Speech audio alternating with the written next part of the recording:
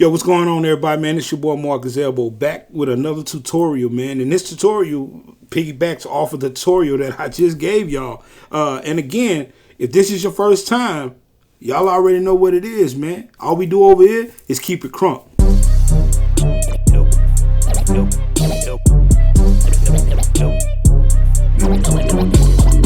Elbow Media Studio. Yo, check it out. So this is a continuation of the tutorial I did on BeatHawk. What we're going to do is I'm going to show you how to use BeatHawk inside of Cubasis 3. But I'm just going to show you a way to get involved, get into it real quick, and make it pop. So that way you can have some programmed drums inside of Cubasis 3 if you don't want to use the drums that already come with it. We ain't got no time to waste. Y'all know how we do. Come on, let's get to it. All right, guys. So before we get into the Cubasis and how to use BeatHawk inside of Cubasis, we're going to jump back into BeatHawk real quick because it was brought to my attention in my last tutorial that I failed to talk about the step editor, which is my bad. I overlooked it. Unfortunately, I do not use the step editor a lot in programs, but I know a lot of people that do, so that is no excuse. I will do a brief discussion about the step editor here in BeatHawk standalone. So if you did not watch the tutorial last week, I did an overview of BeatHawk. If you did not see that, I would advise you to follow this card here. It will take you to that tutorial. Okay, so in order for you to get to the step editor, you have to go into pattern mode. Step editor lives inside of the pattern mode, and as you can see it right here, this is where the step editor lives. So once we hit there, you come to this grid where essentially you could start drawing in tracks in order for you to create them using a grid base setup.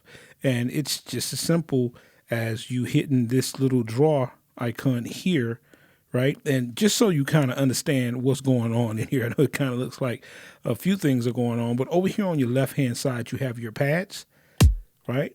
And if you can audition those by just hovering over them and then hitting the button again, and then you could hear them. At the bottom here, you have your undo, redo, and then you have your move, right? This is your draw, and this is a increment draw, so you can draw like in little bits and pieces. That's a pretty cool tool, I must admit. This is like an extension to whatever you draw. You can make it shorter or longer. This is your move tool, and of course this is your erase, and these are your transport, play, record, and stop. And then up here you have where you can transcend into the piano mode, kinda, and then you have your here you have your quantize, or in this case, it would be your grid layout. So let's just say you wanted more flexibility. You could change your grid layout, and it would give you a little bit more detail as far as how you can lay down some of your things. This, of course, is snap. So you can start laying stuff down. And if you don't use the snap, it will not snap in there. So as you can see now, whenever I use the snap, it kind of just snaps in there, okay? So that's pretty cool. And pretty much that is, you know, how you really just navigate through it. And if we just was to go back to the pad section, I will show you how to lay some things down. If you just hit here, as you can see, I can start laying the kick down right here, and I could just push play, and you will start to hear it. Right? And then, of course, I could come in and I could lay a snare down, so audition it or clap, right? Same similar situation, right? And you can do this, you know, with all your tracks, or you could fine tune. And now I do use the track editor to fine tune a lot of my tracks if I want to, just in case. Let's just get out of the track editor and let's just go here and let's just lay down something real quick. Let's see here. There we go.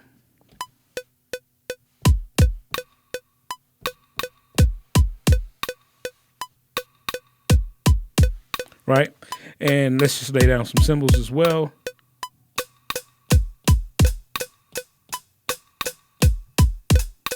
Right, I'm just kind of messing around.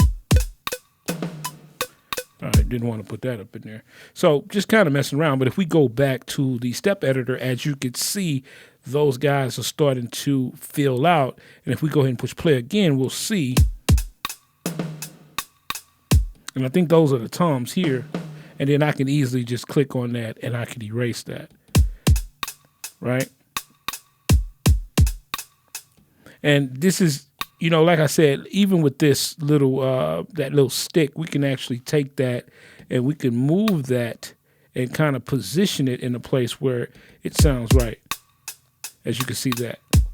So the step editor is a very cool tool to really get creative and to really start to put down some tracks if you're not really keen to playing. And you could do the same if you go inside of the piano section. All you have to do is, if we go back here, you'll see right here on the top we have these little piano icons, and these are sounds that are good for using piano type MIDI controllers and things like that. And if I highlight that and I go back to the step editor, I can start drawing in different stuff here, as you can see, right? And then if I push play,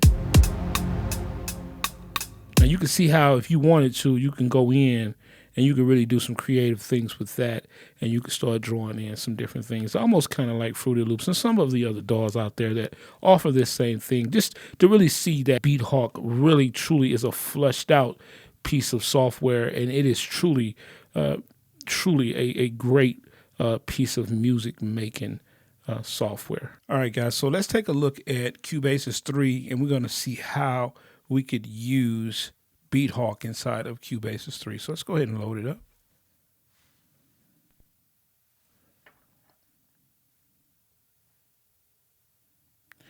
Okay. And what we're going to do is we're just going to start a new project. So if you haven't seen my getting started for Cubasis 2 and my also my new features tutorial for Cubasis 3, I'm going to leave a card right here so you can go ahead and check that out. Okay. All right, let's go ahead on and you'll be able to follow us easier. So let's go ahead on and go to media. And then what we're going to do is we're going to go to projects. And down here at the bottom, we're going to go new project. All right. And we're just going to call this BeatHawk. Right. Okay. And then we're going to hit OK. Now we're clear. So first thing we're going to do is we're going to go ahead and add us an audio track. So we're going to hit add right here. And we're going to add MIDI. Okay. And then we're just going to hit this little, I don't think my pen is working yet. So, okay, they haven't got that working yet. Still waiting on them to enable the use of the pencil, but I'll just go ahead and hit that. So if you just hit this little piano button here, and we'll just go back. And then right here, it has audio units. So we're going to go ahead and hit that little audio unit button, and we're going to locate BeatHawk right here. You would think we would be ready to go from right here, right? But actually, no. What you need to keep in mind is that even though you can play the sound from here, you will not be able to register the fact that you are playing the sound inside of Cubasis. It will not register that input. You would need to use the keyboard here in order for you to be able to make that input be recognized inside of Cubasis 3. Okay. All right. So we have some, we got a few sounds here. And if you want, you can go in, and if you just go ahead and hit this little square button, this will give you a full view. And if you want to go in and add your own kick, you can do that. If you just hit this button here, and then we go to browse. And then once we go to browse, we can go to user library. We can go to auto save, go to elbow samples, go to kicks, and then we can go ahead and highlight that, hit load. It should preview, but it's not. We're going to hit that, and then right, and that the sound is right there. So we can go ahead and hit this little square button that will minimize that. And now since we have that sound and we have this little snare here, we can go ahead and hit the keys. Okay, and I don't know if we could pull that down. It doesn't look like we can. But let's just look and make sure we have the right amount of bars. We have 2 bars, so, and we're going to highlight our little metronome, and then we can go ahead and go back up the keys. It still gives us our transport options. Let's go look at our tempo. We'll make that about 155 or something like that. Okay, and our count in is going to be 1 bar, and then all we need to do is push record, and we are ready to go. Let's go back to our keys.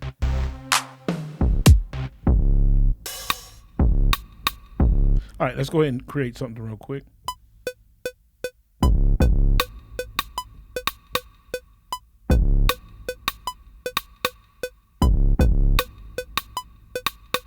Got a little delay there.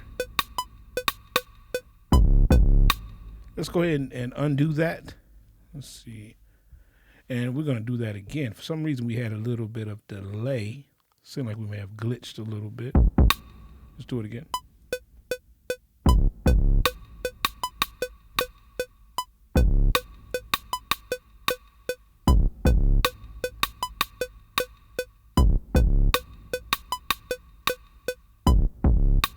Right?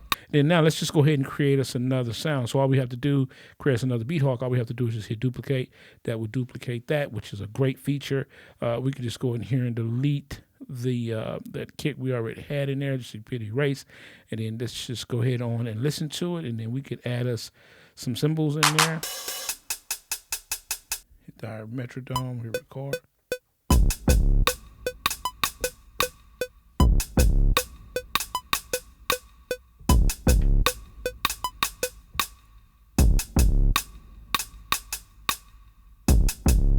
Right?